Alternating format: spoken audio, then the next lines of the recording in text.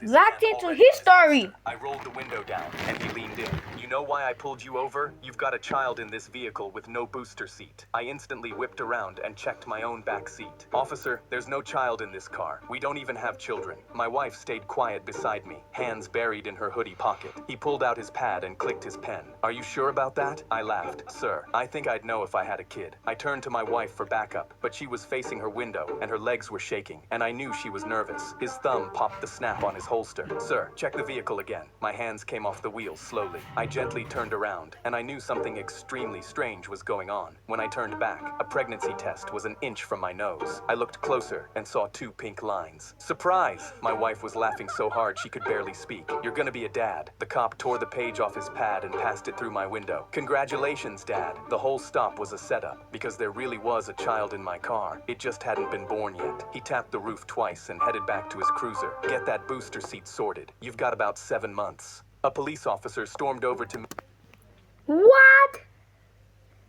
That was a setup just for a baby that wasn't unborn. I think it was to surprise the husband.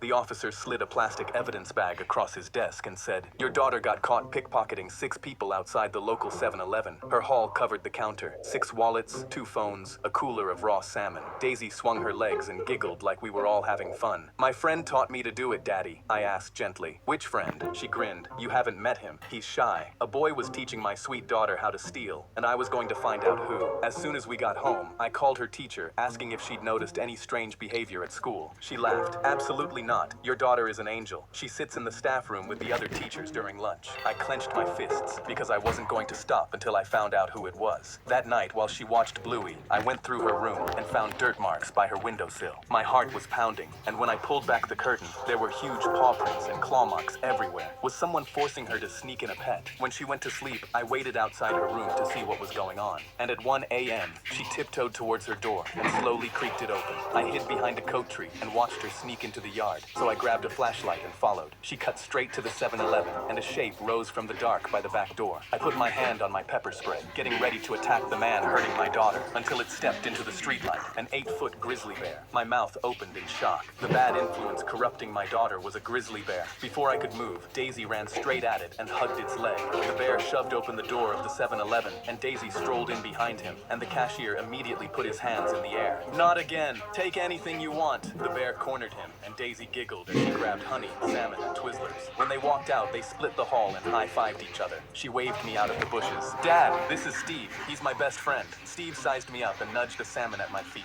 I took the fish. The officer... What? You would do anything, and someone taught your daughter how to steal? Oh my God, bro. What if they arrest your daughter, start crying? Please take me instead.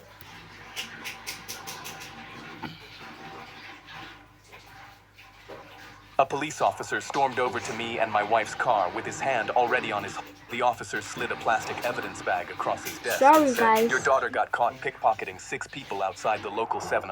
I just entered the bathroom of my girlfriend's house when I sneezed so hard that the zipper on my dress pants tore clean off. I went pale and tried to put it back, but they fell right down to my toes. I had worn these pants to impress my girlfriend's grandfather, who was waiting for me downstairs. She'd warned me he had never approved of a single boyfriend she brought home, but their 2 cats had been circling my ankles all night, and I was allergic to both, which is why I'd escaped to the bathroom. I heard my girlfriend's mother calling, Dinner's on the table. I had to fix this quickly before my girlfriend's family saw me. I yanked my shirt loose and tucked it down deep, but it rode right back up and left me hanging out. So I dug a paperclip from my pocket and bent it across the fly to pin it shut. It held one breath before it snapped and pinged into the sink. A knock rattled the door, and my girlfriend's voice came through. Babe, everyone's waiting on you. I couldn't get the words out, so I fell in behind her and speed walked to my chair, dropping in. Under the tablecloth, I shoved my hand in my pocket and pinched the waistband shut. Then one of the cats curled around my ankle under the table, and my nose started to burn. Grandpa watched me over his wine like he was deciding. One thumb hooked behind a belt buckle the size of a saucer, but Grandma leaned in and slid a dish of potatoes across to me. Be a dear and pass these down. It took both hands, so I let go, passed it, and slapped my hand back under. My waistband slipped an inch, but I caught it, my heart slamming. My shirt was soaked through when she pushed back her chair and beamed at me. Come help me carry the roast, sweetheart. A big, strong boy like you needs the workout. I walked to the kitchen and got both hands under a roasting pan the size of a car tire. 3 steps back into the dining room, that same cat crossed right in front of me, and I sneezed so hard the waistband ripped out of my grip. My pants dropped straight to my ankles. There I stood in my tung Sahur boxers, holding the roast. Nobody made a sound. Grandpa set his wine down, pushed back his chair, and stood up. He reached down and unbuckled that saucer-sized belt. I closed my eyes and waited to get whooped, but then he spoke. Here, take mine. I tore my pants on my first visit to my girlfriend's too. Welcome to the family, son. I set the roast down and buckled his belt around my ruined pants, while the whole table came apart laughing. And for once, I laughed along with them. I just entered the... Wait, what? How did your pants even start ripping and falling down? My boss tried to fire my coworker with anger issues, and the company is still recovering from the damage. He slammed a folder onto Zach's desk, and the first line read, "Your current position has been terminated, effective immediately." Zach went red. He'd given 10 years, missed his daughter's birthdays, and worked every weekend. Our boss smiled. So, what do you think? But Zach just slammed the folder on the desk so hard his coffee spilled across the boss's jacket. I think screw you. He kicked his chair over. The whole office stopped typing to look. I missed my daughter's birthdays for you. My wife almost left me. The boss put his hands up. Just hear me out, but Zach talked over him. No, you hear me. Not once did anyone in this building recognize what I beat. Zach was cut off by the photocopier. He looked over at it, and just Zach completely lost it. He shoved the photocopier off the table, smashing on the floor. Paper went everywhere. Our boss tried again. Are you sure you read the whole? Zach got right in the boss's face. Don't talk to me like I'm stupid. You're a snake. He grabbed his nameplate off the desk and threw it in the boss's face. I gave you everything, and you gave me nothing. Then he stuck his middle finger in his face and waved it. He turned to the rest of us. If any of you have a brain and don't want to be treated like this, you'll follow me out. He started packing his things, but the office was dead silent. Our boss stood there completely calm, pointing to the folder on the floor. Zach flipped the page. Zach looked down, red in the face. He picked it up and flipped. And because your old position is terminated, we are promoting you to Senior Vice President of Operations. You will be relocating to a different branch to allow more time for your daughter. The number beside it was triple what Zach was making. He looked up at the boss, surrounded by spilled coffee, a smashed keyboard, a broken photocopier, and the bruise on his face. Does the offer still stand? My boss tried to fire my coworker with anger issues, and the company is still recovering. What? You just spoiled your opportunity of getting a good job. I guess you didn't flip the page. Me, I always flip the page to see what is in another page. Sometimes the books even end up tearing because there's no another page. So you missed your opportunity. You were angry for no reason.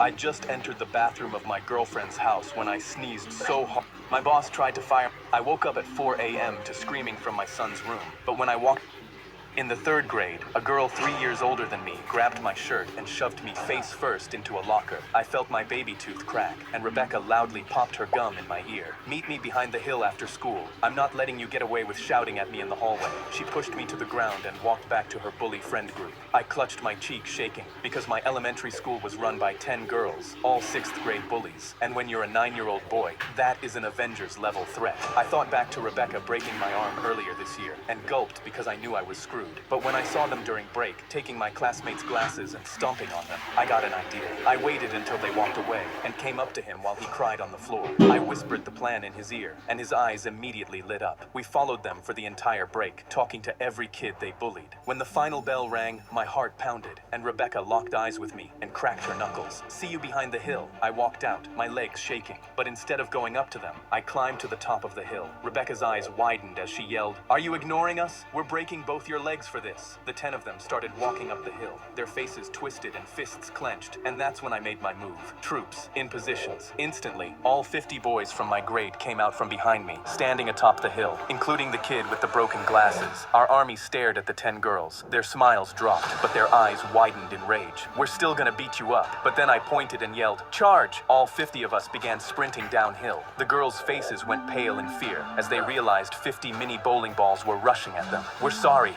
Rebecca yelled and turned to run, but it was too late. We began crashing into them, knocking them to the floor and stampeding them. I stepped on Rebecca's hair and plowed into the others, sending them to the dirt. By the time we were at the bottom, all 10 of them were crying in the mud. Their elbows were bent wrong, their hair was ripped and covered in grass, and not a single one was moving. I planted my foot on Rebecca's back and shouted, "Victory!" In the 3rd grade, a girl...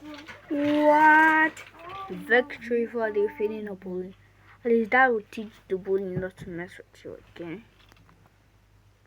The kid next to me squeezed his juice pouch out across my lap and started laughing. "I'm gonna tell everyone you peed yourself." He slipped out of his seat and drifted toward the door, the pouch still crushed in his fist, and my stomach dropped. All morning, the whole school had been losing it because my favorite footballer was minutes from walking into our room, the striker whose poster hung over my bed. If he saw me like this, I'd be the pea kid forever, in front of the one person I'd ever wanted to impress. I shot out of my chair after him, but he was already halfway down the hall, leaning into every kid he passed and jabbing a finger back at me. The whisper moved faster than my legs ever could, kid to kid to kid, and catching him wouldn't kill it now. So I ducked into the boys' bathroom, wet a fistful of paper towels, and scrubbed at the stain. But the dark spot only spread paler and wider, soaking deeper the harder I pushed until half my thigh was soaked. A kid shoved in to use the sink, and I twisted toward the wall, but he caught the soaked leg anyway, and was snickering into the hall before the door swung shut. The speaker in the ceiling crackled on, and the principal's voice rolled down the hall. "Everyone, please give our special guest a warm welcome." My hands started shaking against my wet leg. That's when I spotted the lost and found bin by the sink with a pair of gray gym pants sitting right on top. I yanked them out and shoved my leg in, hopping on one foot as cheering erupted through the wall. I got them buttoned and shoved through the door bone dry. The footballer was up front mid-wave. Every kid twisted around toward me, and the one who set me up saw his shot. His arm shot out, finger aimed right at me, and he screamed, "Look, he peed himself." But there was nothing there, and every head in the room swung off me and onto him, the footballers with them. Right then, the pouch in that same fist gave out, and the last of it burst down the front of his own pants. Now he was the pea kid for real, and my favorite footballer was laughing harder than anyone. The kid next to... What if there were not there weren't to be lost and found? You wouldn't have changed it.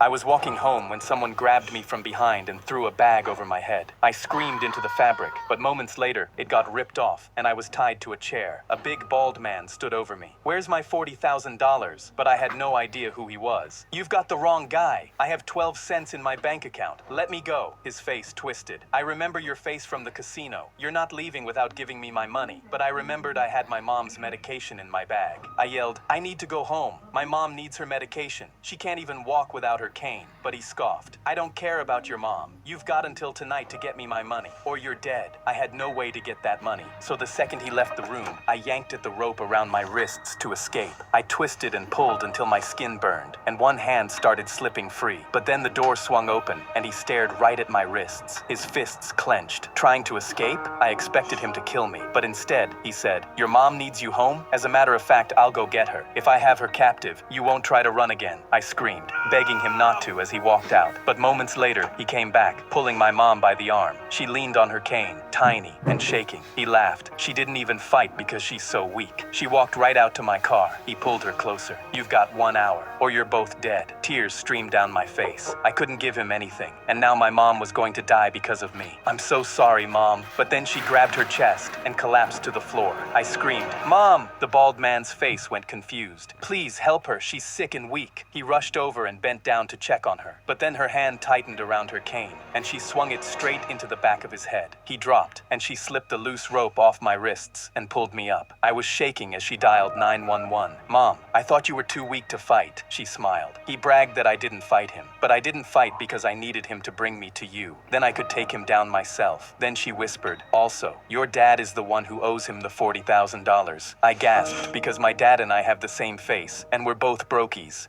I was walking home when someone grabbed me from... Bro, don't walk around late in the night. Let's see what the comments say.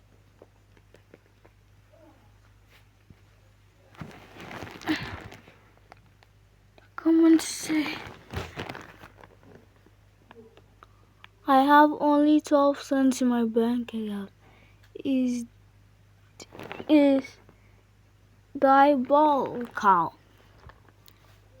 Says, one of them says, and we're both broke. It's hard. Damn mom faking a death and hitting him was unexpected. So guys, bye. See you in the next video.